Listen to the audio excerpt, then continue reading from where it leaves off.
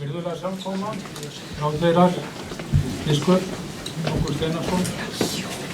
Ég verð að segja það að það er einstök forréttindi að fá að standa á þessum stað, á þessum tímamótum í sögu bókasafns Vestmannaeyja. Enda þótt safnið hafi verið stofnað árið 1862 er í dag orðin eðlisbreyting á starfsemi þess og stöð. Safnið hefur verið lengi öflugt almenningsbókasafn, þeir eru nú 100.000 bækur. En þegar ég kom hingað 2007 var elsta bókin á safninu, 13. útgáfa Grallarans frá 1739 og langa elst á erlendum málum bókum Rínarfljótu frá 1690. Og þannig stóðu mál allt til 12. desember 2016. Þá kallaði Ágúst Einarsson á mig, Arnar Sigurmundsson og Helga Bernódusson á sinn fund. Og mér langar til að bæta því við að mér finnst ég aldrei hafa alveg farin af þeim fundi. Það sem ég á við með því er að ég fæ ekki glimt, drekk hlöðnum borðunum sem blöstu við þegar við gengum inn. Það sem búið var að bera á borð, allar biblíurnar, á Guðbrandi, Þorláki, Steini. Þarna var Edda frá 1787, þarna sást í hornið á Hara Fróða frá 1688, önnur bók eftir hann frá 1610, bundin inn með bók frá 1556. Þarna var Fjölnir, þarna var Styrk, þarna var Fjölnir, þarna var Klausturpósturinn, Sunnapósturinn og svona gæti ég haldið áfram með þylja. En það sem að gerir þetta svo stórkostlegt er að allt þetta var í fullkomnu ástandi. Þetta var allt saman heilt, þetta var allt saman eins og Fjölnir, níunda árið, þetta ná í það, bransaði Bragi, bóksali, mér á sínum tíma og svo framvegis. Allt var þetta í fullkomnu ástandi, allt var þetta heilt. Þetta er bara brot af því sem hann bar fram. Og Ágúst sýnir okkur þremenningunum þetta með þeim orðum að hann hafi ákveðið að gefa bókasafni Vestmannaeyja þessar bækur kvaðalaust, þó með þeirri von í brjósti að við sýnum þeim þann sóma sem þeir eiga skilið. Og allt frá þessum tíma þá hefur Ágúst haldið áfram að byggja smám saman upp eitt glæsilegasta fágætisbókasafn landsins. Elsta bókin okkar innlenda nú er 1584, Guðbrandur. Elsta erlenda bókina, Ágúst hefur vikið henni 1498 sem að ég er hérna með fyrir aftan mig. Og við ætlum að finna henni stað svona í lokuðu rými hér í kring á þessum stað, hérna við hliðina á Guðbrandi. En áður en að ég bið menningarmálaráðherra að taka til máls, þá langar mig að segja þrennt. Í fyrsta lagi, þá er aðeins að segja frá því hvernig rýmið er hugsað. Við erum nú kannski svona frekar þröngt sem við sitjum, þannig að ég kannski erfiðara með að sjá það, en hérna beint fyrir aftan ykkur, þar er Kjarvalssafnið okkar. Það eru 37 Kjarvalsverk, flest öll komin frá Sigfússon Jónsson, og það er eins og það eitt og sér var ekki nóg vegna þess að þetta mun vera stærsta Kjarvalssafn landsins, hefur verið lugt inn í geymslum eins og bæjarstjóri gat síðan 1967, en nú komið að varanlega sýningu. Mun vera stærst á eftir Kjarvalsstofu og Listasafn Íslands. En það er ekki bara það, heldur hefur Ágúst Einarsson safnað, eins og hann orðar það sjálfur, að heita öllu því sem að til er og eftir Kjarval. Kjarval skrifa eina 20 bækur, ég var að segja blöðungar, þetta er svolítið ættu hann sjálfan, svolítið sérstakt, og þetta er allt saman hérna. Þannig að hver svo sem vill kynnast Kjarval, hann kemur fyrst alls hingað. Þannig að hérna erum við með allt efni. Við erum með Kjarvalsverki náttúrulega, þessi 40 verk, og síðan erum við með bækur hann og bækurnar eftir hann. Og síðan hér, þegar víkum hérna í söðurátt, og þá 8. deildin okkar þar, bækur Vestmannaeyjar og eftir Vestmannaeyinga, og Júlíana Sveinsdóttir, okkar stærsti listamaður, rammar inn það rými. Þannig að við erum með annars vegar mesta listamannin okkar á Eyjum, ég var að segja mesta listamanni hérna á Íslandi, og svo í miðskipinu þá erum við með þær bækur sem að bera uppi, eru perlurnar á bandi íslenskar bókmenningar.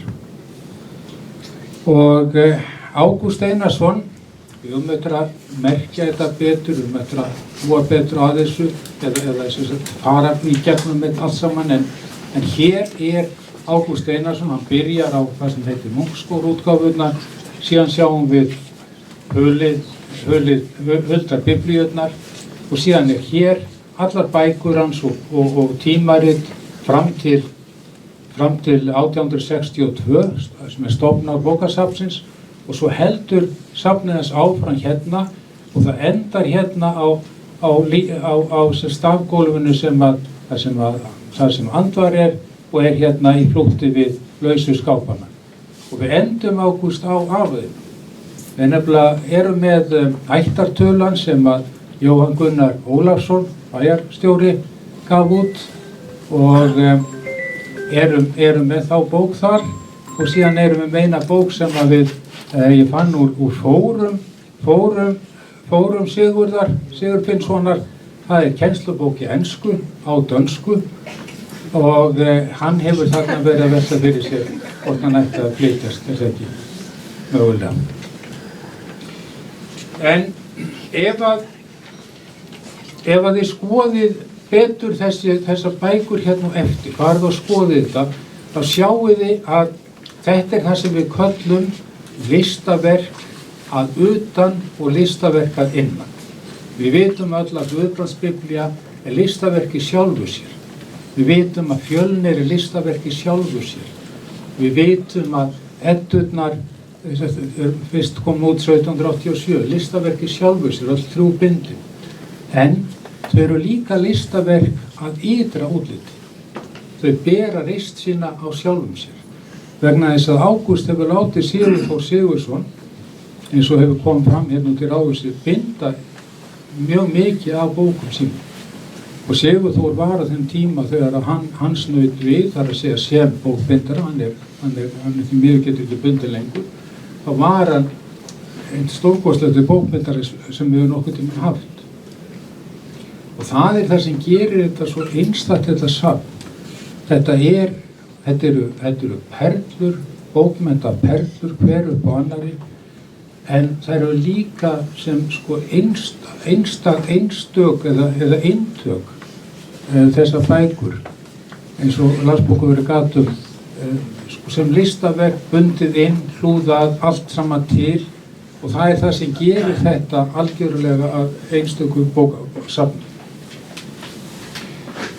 Og auðvitað gæti ég haldið áfram mikið lengur að ræðum safn Ágústar Einarsson. Ég hef verið að labba hérna svolítið ég morgun, ég maður kallaði sjálf á mig, vakna hérna snemma á mótnan og labba og það búið að vera einstakt að labba hérna og svona sjá þessa bækur, horfa á þær, velta þeim fyrir sér. En ég veit að Ágúst, hann vill ekki að maður svona sé að nefna ómikið eða þakka honum ómikið fyrir, en ég verð að segja sem sagt að ég þakkaði hjartanlega fyrir það að treysta okkur fyrir þessum bókum. Og ég veit að það endurgjald sem þú vilt að við vinnum einfaldlega alúð og metnaði við þetta safn. Og ég heiti því að við munum gera það. Við munum gæta þess að hafa þetta safn opið, hafa það aðgengilegt, leyfa fólki að sjá þetta. Það er ekki oft sem menn fá tækifæri til að sjá þessar bækur alltaf saman komnar. Ég vil líka nota þetta tækifæri til að þakka bæjarstjórn og bæjarstjóra sérstaklega fyrir að taka ákvörðun koma upp svona glæsilegri umgjörð þessi stórfenglegu verðmæti. En að svo mæltu þá bið ég menningarmálaráðherra að koma og taka til máls og gjöra svo vel.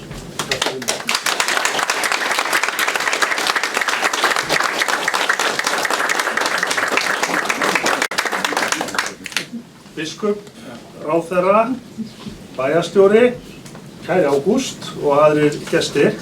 Það þetta einstaklega gaman að hafa fengið boð frá Írisi Róbertsdóttur og bæjarstjórninni að koma hérna og taka þátt í þessum merkilega viðburði og í sjálfu sér alveg nægilegt að fá bara þann heiður að sigla í þetta fallega veðri inn í höfnina í tignarlegu umhverfi sem að auðvitað á sér enga líka í víðri veröld.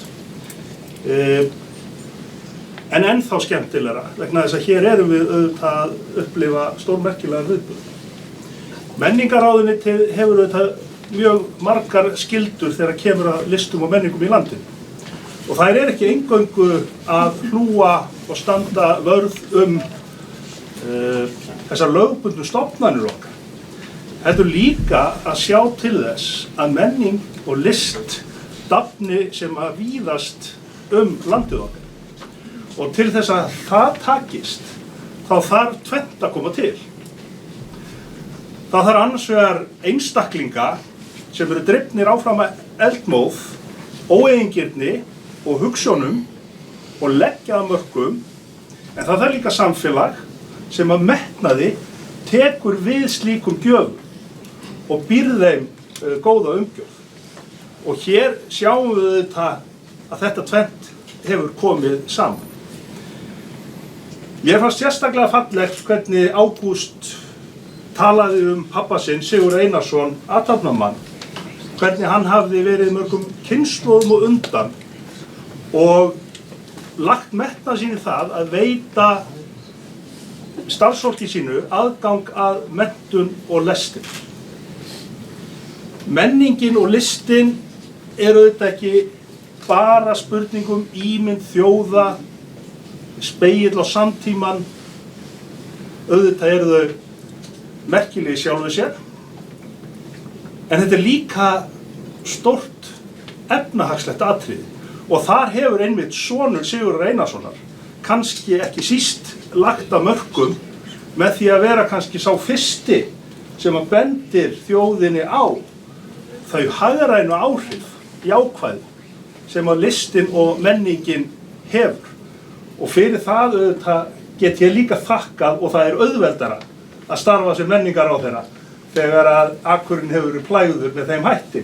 Og síðan koma kynslóðirnar einar af öðrum og Ágúst Ólafur auðvitað að fjalla það saman. Ég vil þakka Ágústi Einarssyni og Kolbrúnu Ingólfsdóttur kærlega fyrir þessa höfðinglega gjöf.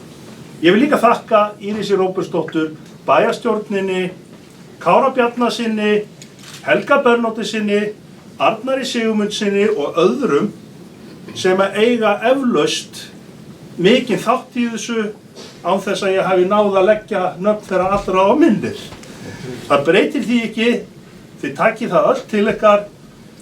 Ég vona svo sannarlega og veit að þetta safn á eftir að vekja athygli og áhuga langt út fyrir Vestmannaeyjar. Ég óska Vestmannaeyingum til hamingju með þetta, en ég óska líka öllum landsmönnum til hamingju með merkilegt fágætissafn og ég lýsi hér með Ágúststofu opna. Takk fyrir.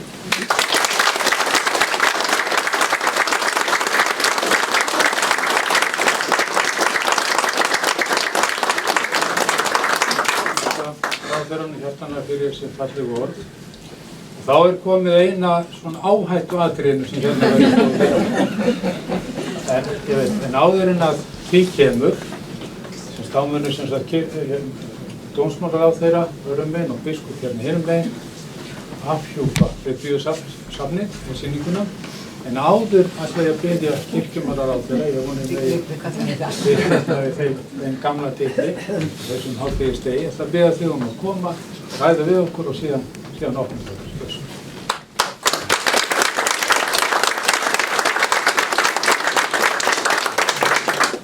Ég vildi byrja auðvitað á því að óska Vestmanneyingum einfaldlega til hamingju með þennan stóra og merkilega dag og leyfa mér að gera eins og aðrir þó að ég þekki auðvitað Ágúst Einarsson mjög vel og hans góða karakter og viti að hann vilji ekki vera hér í kastljósinu, þá ætla ég samt að leyfa mér það að þakka honum kærlega fyrir rausnarskapinn og fegurðina og væntumþykjuna í garð Vestmanneyja með þessari höfðinglegu gjöf. Ég þekki auðvitað Ágúst líka sem afa dætra minna 3, 2 þeirra eru hér í dag, með Ágústi pabba sínum og Jóhönnu konunni hans, Elísabet Una, svo elsta, stendur vaktin á Landspítalunum, þannig hún ekki hér með okkur. Foreldrar mínir eru hérna líka stödd í dag og það auðvitað gaman að segja frá því sem kirkjumálaráðherra að því að faðir minn prófessor í guðfræði og við erum hér að tala 11 útgáfur biblíunnar, allt frá 1584, en svo þegar við færum okkur nær samtímanum að þá setur faðir minn í biblíuþýðingarnefndinni þegar að 9. útgáfan kemur út árið 2007. Með því hljómar þetta kirkjumálaráðherrann eins og hún sé 100 ára gömul, en svo ekki. En ég man eftir því sem krakki að hafa hlustað á það að pabbi minn var að fara á vikulega fundi í biblíuþýðingarnefnd sem mér fannst fráleit tilhugsun og átti erfitt með að gera mér hugleiðum hvað menn væri að bauka á þeirra fundum, en þar sátt meðal annars Guðrúnu Faran og fleiri góðum fræðimönnum að rýna hvert orð eftir því sem ég skilst. 9. útgáfan, af því við höfum nefnt svo oft hér, 1584, er sem sagt frá árinu 2007. Ég ætla ekki að hafa fleiri orð þetta, mér finnst þetta gaman að sjá hvað eru margir hér úr fjölskyldu Ágúst, hérna eru systur hans líka og aðrir ættingjar. Það eru þetta sterk taug til Vestmanneyja hjá fjölskyldinu allir og mér finnst það birtast með mjög fallegum og táknrænum hætti hér þegar við opnum þessa sýningu og hefjumst nú handa við þetta áhættu afræðinu sem við höfum núna.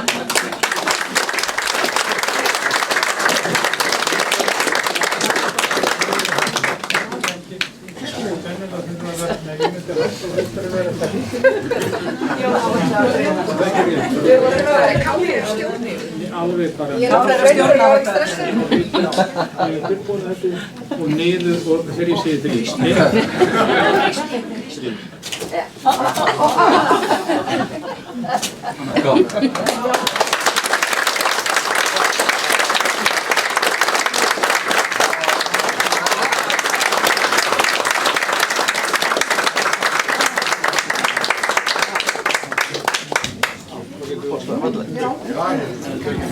Í upphafi skapaði Guð himinn og jörð, og jörðin var eyði og tóm og myrkur var yfir undir djúpinu.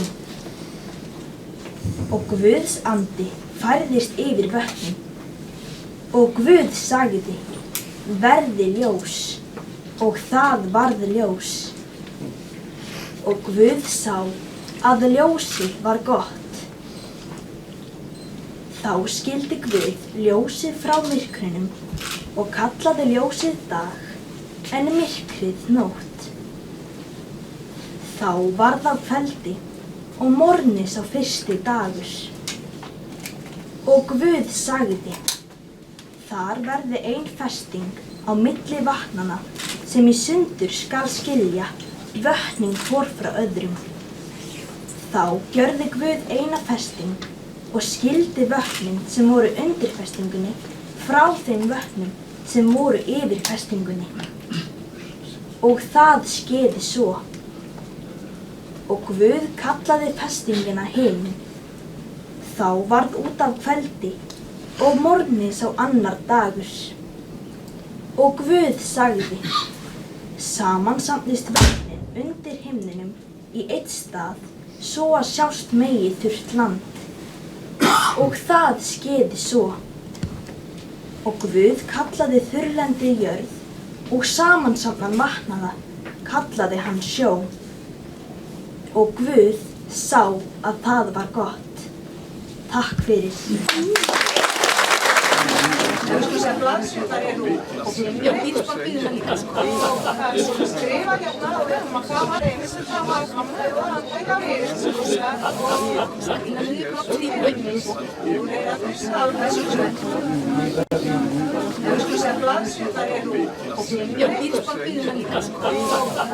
Skrifa